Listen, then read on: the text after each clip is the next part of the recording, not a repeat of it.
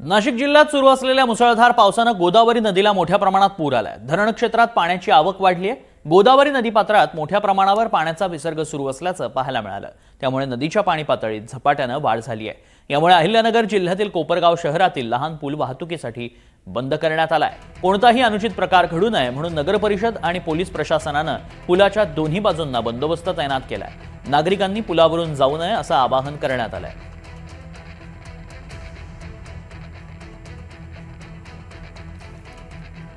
नांदूर मधमेश्वर आणि दारणा धरणाच्या पाणलोट क्षेत्रामध्ये नाशिकमध्ये जो मुसळधार पाऊस सुरू आहे त्यानंतर कोपरगावच्या गोदावरी नदी पात्रात देखील मोठ्या प्रमाणात पाण्याचा विसर्ग असल्याचं पाहायला मिळतंय।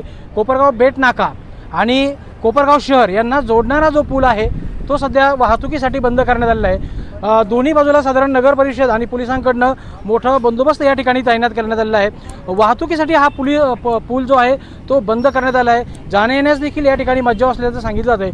नगर परिषदेकडनं जवळपास 11 कर्मचारी जे आहेत ते दोन्ही बाजूने या ठिकाणी तैनात करण्यात आलेले आहे।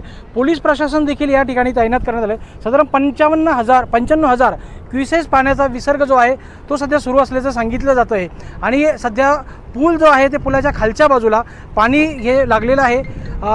कोपरगाव नगर परिषदेकडनं व्यवस्था केली जात आहे। त्याच पद्धतीनं मोठा पूल जर आपण बघितला म्हणजे नगर मनमाड हायवेवरचा जो मोठा पूल आहे त्याच्यावर देखील वाहतूक जी आहे ती एकंदरीत ठप्प झाल्याचं पाहायला मिळतं आहे। कारण की याचा भार जो आहे तो आणखीन तिकडे गेलेला आहे। रस्त्याचं काम सुरू आहे आणि या सगळ्या याच्यामुळं जर आहे बघितलं तर जनजीवन काहीसं विस्कळीत झाल्याचं देखील पाहायला मिळतं आहे। म्हणजे जी पूरजन्य जी परिस्थिती निर्माण झाली आहे ती पाहण्यासाठी मोठा जनसमुदाय देखील या ठिकाणी आलेला आहे। या ठिकाणी वेळ प्रसंगी काही आपत्कालीन परिस्थिती निर्माण झाली तर मदत करणारे काही कोपरगावकर देखील आपल्यासोबत आहे।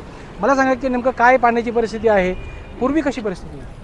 पूर्वी हा पूल नव्हता, छोटा पूल होता आणि छोटा पूल ज्यावेळेस होता त्यावेळेस हा जो काय बेट आणि कोपरगावला जोडणार तो छोटा पूल होता तो बंद व्हायचा। म्हणजे साधारण 2, 2.5, 3 महिने ह्या बेटवासियांचे खूप हाल व्हायचे। मोठ्या पुलावरून आम्हाला यावं लागायचं।